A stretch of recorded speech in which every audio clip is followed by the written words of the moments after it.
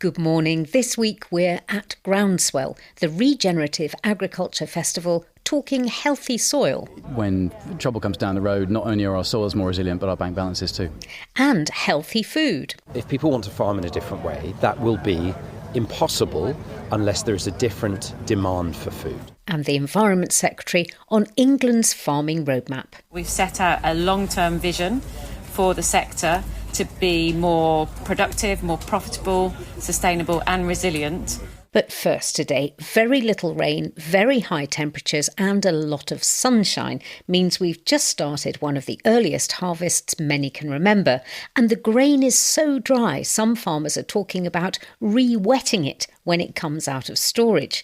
James Peck from PX Farms in Cambridgeshire started harvest last week but had to stop because the grain was too dry, something which he's never experienced before. He talked to me to explain as he was watching the feed barley coming off the field. I'm in the village of Dry Drayton currently, looking at two Arctic lorries, one just pulling out 2 chaser bins and 2 combines, and I can see the plumes of dust over the top of the houses. They're just on the opposite side of the road currently.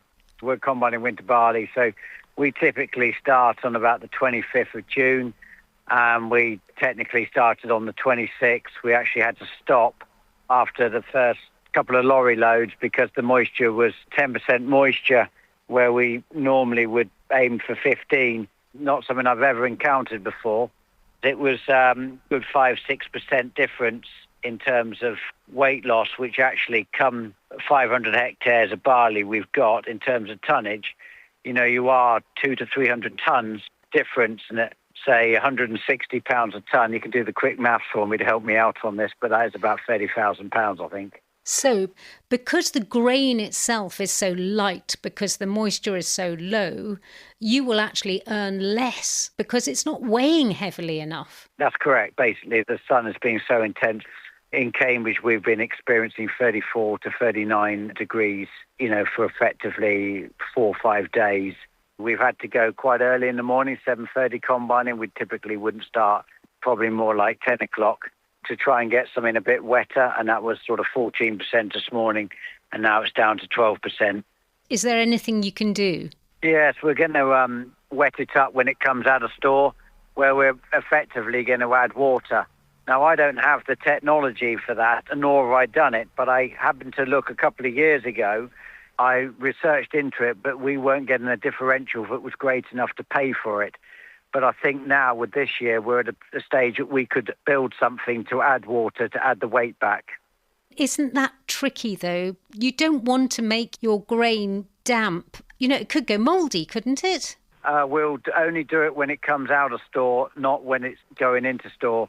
But I'd rather have the problem of adding water than I would have the problem of drying everything, because the cost of fuel at the moment and electricity actually makes drying very expensive. Is it expensive to wet it, though? Well, the water's going to come out the mains, so that's relatively cheap in that sense. Probably going to be a couple of pounds for 1,000 litres if you want to look at it like that. And it's the cost of running it through the elevators. Well, if I put it in the right position where it's within the unloading process, then in that sense, that could be a relatively inexpensive problem to solve. I just need the right equipment in capital payments to purchase it at the beginning.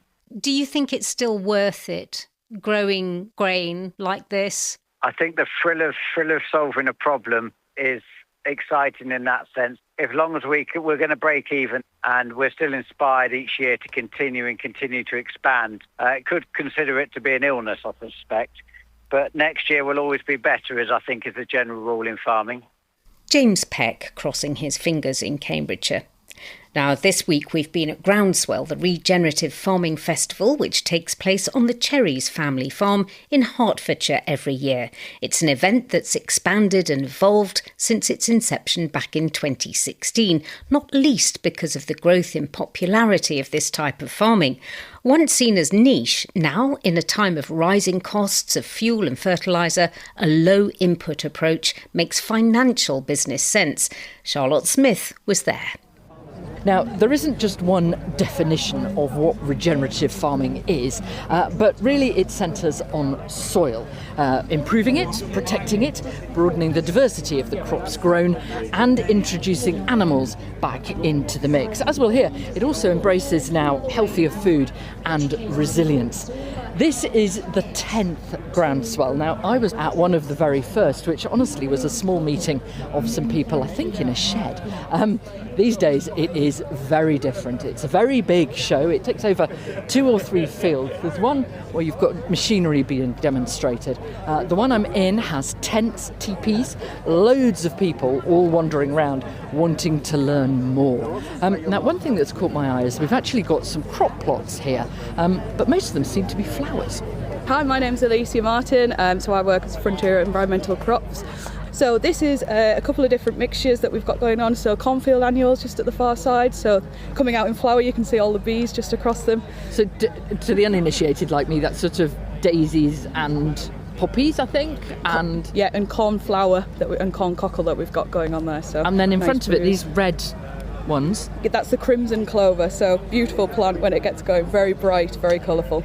Now, just to explain who Frontier is, you're a big company formed actually about, 20 years ago now by 2 even bigger companies, Cargill and ABF, Associated British Foods, very much at the big corporate end of agriculture. Why come to Groundswell? We are the cover crop partner. We just want to showcase the different types of things that we can help farmers to increase that resilience and offer the right products so they can learn how to utilise these different mixtures on farms. And cover crops is a really big part of regenerative agriculture. What's the idea of them? How do they work? So cover crops are something that we would make sure that we're using in the right system in order to particularly hold on to soils. We're holding on to the nutritional side. We're seeing these increased rainfalls, more intense rainfalls, and that in turn can lead to erosion or it can lead to leaching of nutrient. So we're making sure that we've got those deep tap roots going into the ground, improving that soil health, and in general just improving the soil. How would a farmer then use a cover crop in amongst the crops that are actually going to make money for them? So you would tend to use it more before a spring crop. When we use those, we've got a bare period of soil. We need to put something in the ground to make sure that we've got those living roots actually holding on to those soils over the winter period. Growing something that is potentially higher value but also lower yielding presents real risks, and that's where the route to market is so critical. Well, I'm just making my way across the site here at Groundswell. It's so big actually that this year for the first time I have got a little bit lost. One of the things that is, I think, probably unique to this particular event is that there are lots and lots of tents where talks are going on, and so you've got lots of people rushing between them. I'm just outside the Pasture for Life tent. They are talking about sheep. One of the big things about regenerative systems is that you try and get livestock in to bring fertility back to the land. Just over here, this is the Soil Medic tent, and here they are talking about pulses, growing different things on the farm. What do I need to change in my system? How do I need to change my machinery? What are the practical elements? So I asked just a few people what they were hoping to hear today. This year for me, a lot of it is about baseline collection, data collection. So we have a farm that we've been doing regenerative agriculture on for nearly 20 years, but accidentally. So I didn't measure things when I started and it just evolved. I want to know what I need to collect, how often I need to collect it, where I need to send it to, and hopefully create a system that other people can follow. For me today, I think it's the interlink between climate and health. I think there's also the kind of interlink between our health and soil quality. So I'm about to head to the talk now around soil. Looking at quite a few to do with sheep, what we can do with wool. We have quite a lot of surplus wool on the farm. I'm thinking of trees and pasture, trying to improve the environment and biodiversity. That's my plan.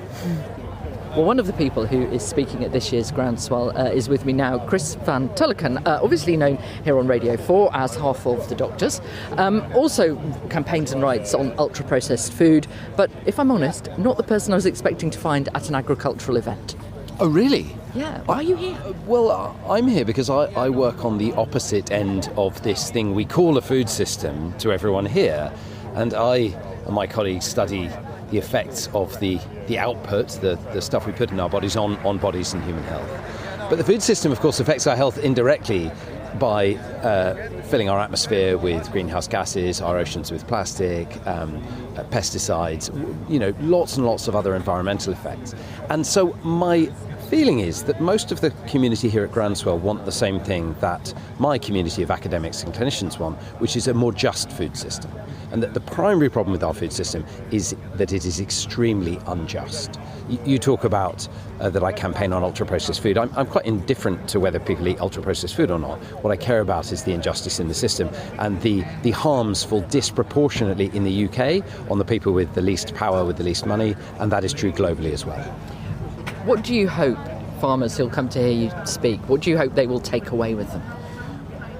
I believe that we need to pull on the same levers, which is to change the food that people want. And so I would like their support in making these things voting issues. I'm not a campaigner, I'm a BBC presenter, I'm a scientist though, and I think the evidence is very clear that people have a right to honestly labelled food.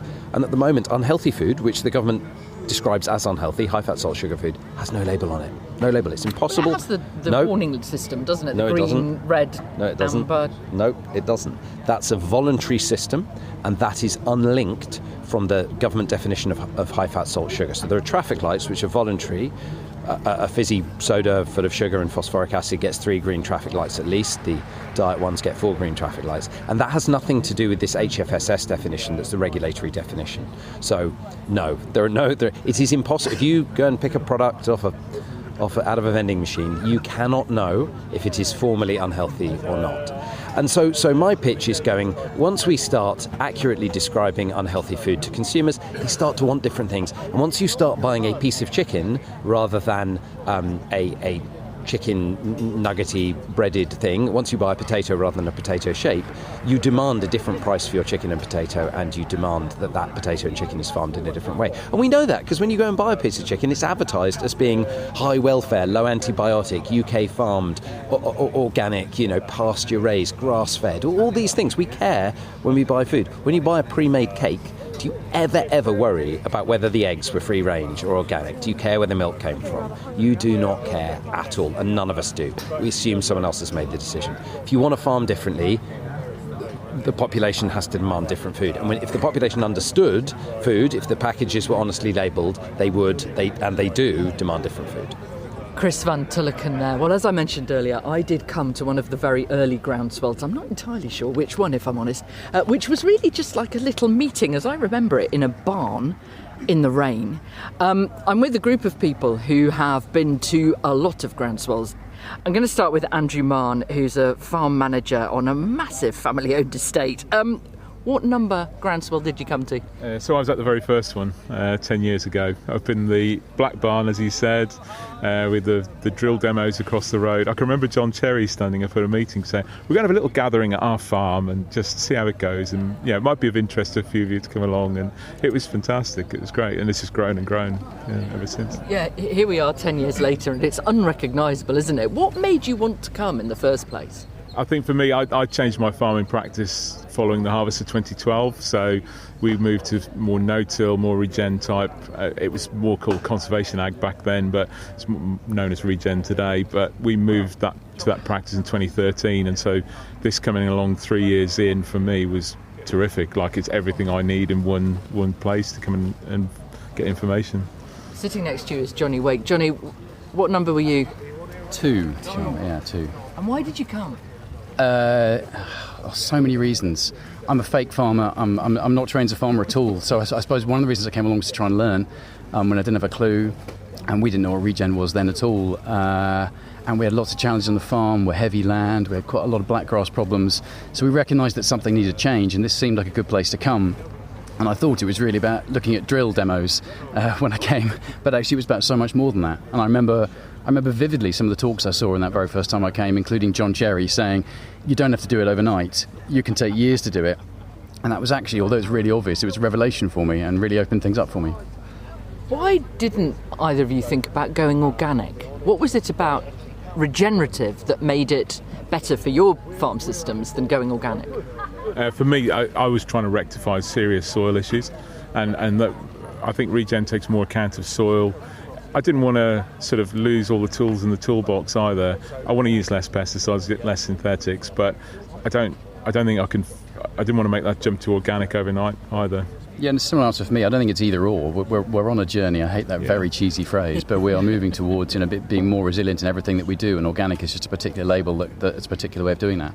The way we're farming, regen farming, involves lower inputs. So you'll be using less fertiliser and making that more targeted, for example, or you'll be using muck. You'll be reducing any kind of plant protection products that you might have used otherwise. And everything is about going back to as simple and cheap and natural as you can have it within reason. Also with us is Hazel Church-Towler. Hazel, you're a almost recent attendee. You joined at Groundswell 5, I think. I did indeed, yeah. And why did you come? We were arable looking to go more towards livestock because we were already running 300 ewes and we wanted to go back into cattle. So we were looking at how we could try and do things a bit differently, and have done that more since coming. I think the first time Dad and I came, we looked around going, oh my goodness, this is like a proper farming show where you can learn something. Because we'd been to other events where they were more, you buy something, whereas actually we felt we could actually learn something here that we could take back to farm and put into practice. When you all first started looking at going regen, what was the reaction from friends and family? And how's that changed, Hazel, over the years? They all thought I was mental. And I think, actually, now they get the idea that we're just trying to improve our soils, become more resilient, reduce our costs. We were spending out huge amounts of money on be it straw or feed or whatever it was. Actually, the less costs we can have in our system, the better that is for our business resilience, but also for our soil health as well. Did you get some raised eyebrows, Andrew? Yeah, I mean, it's a tricky one as a farm manager because I've got to sell it to the people who actually own the farm, and they back me. They've been very supportive, but it sometimes feels like you're a bit of an island. Not many of my neighbours would be agreeing with what I'm doing, but you come to Groundswell, you're with like-minded people like Johnny and Hazel, and it gives you that injection of enthusiasm to keep going and go further. Well, I never came back to the farm and said, right, we're going to go regen. It was we need to do some spring cropping to combat the blackgrass. We need to reduce our tillage to do that as well. So each stage has been, well, is there a pushback on that stage? It's not about regen farming as a whole. I think that's far more widely accepted within the industry, and it's generally accepted that we can't carry on as we used to in the 80s and 90s. So it's about what changes we make rather than the labels we put on it. You've had a tough few years in farming. Do you think the way you have changed your businesses is helping you through this bit, Hazel? Yeah, massively. I think just for us, for our cost of production, with things like BPS going, and that's we had to look at how we were going to make this payment. Yeah, direct payment. We had to look at how we were going to make that more resilient. Again, the resilience seems to be a real theme amongst us all, but it certainly is more resilient. We can chop and change. We can go with the flow, depending on the season, much easier, and it's a much more relaxed way of farming. Johnny? Yeah, resilient is obviously the word, isn't it? But it's just made everything cheaper and easier for us. And when trouble comes down the road, not only are our soils more resilient, but our bank balances too. Johnny Lake, Andrew Mann and Hazel Church-Towler there talking to Charlotte. Well, the Environment Secretary, Emma Reynolds, also visited Groundswell to tell farmers the latest on the government's environmental schemes, which pay English farmers public money for public goods. The Sustainable Farming Incentive, or SFI, which replaces the old EU subsidies, has had a bit of a troubled past. It ran out of money last year and was unexpectedly suspended, something which Ms Reynolds pledged won't happen again. There's a total budget of £240 million for new SFI agreements. Up to £60 million of that is allocated to small farms under 50 hectares and to those farms not already in an existing environmental land management scheme. Applications opened for this group on Tuesday, while the scheme opens to all other farmers and land managers in September. Yesterday, the government announced that around 50% of the Window 1 budget has now been allocated, based on applications received so far. Emma Reynolds also discussed another significant announcement, the 25-year roadmap for farming in England, which came out last week.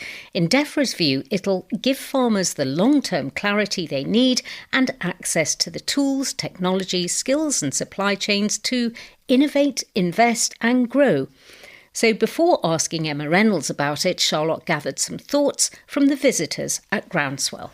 it seems like we're putting common sense down on paper, which is a nice start, I suppose, but there's nothing groundbreaking in there. The overriding feeling I've got chatting to farming friends is that they think DEFRA have gone off on a ideological or theoretical direction that's not matched by the reality we're living with. That's the worry. In 1947, farmers were given a very, very clear policy direction, and every farmer knew exactly what he had to do to produce more. And, you know, in the last few years, farmers have been left to grow their businesses in whatever direction, whether it's diversification, whether it's food production, whatever, but they're largely on their own now.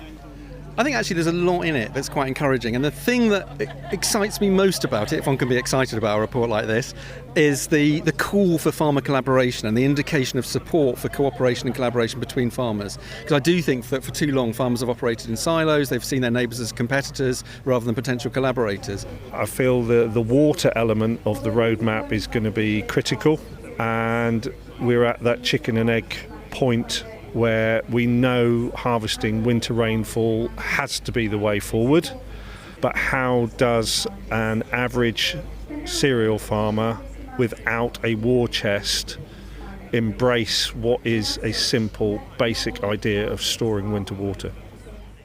When she caught up with the DEFRA secretary, Charlotte asked her first about the roadmap. This is the first ever long-term roadmap a government in England has ever published for farming. I'm really proud that we've set out a long-term vision for the sector to be more productive, more profitable, sustainable and resilient.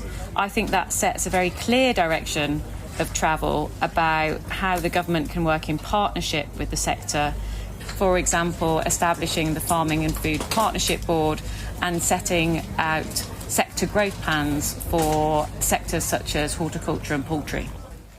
Let's talk briefly about SFI, the Sustainable Farming Incentive, which pays government money for the public goods that farmers provide.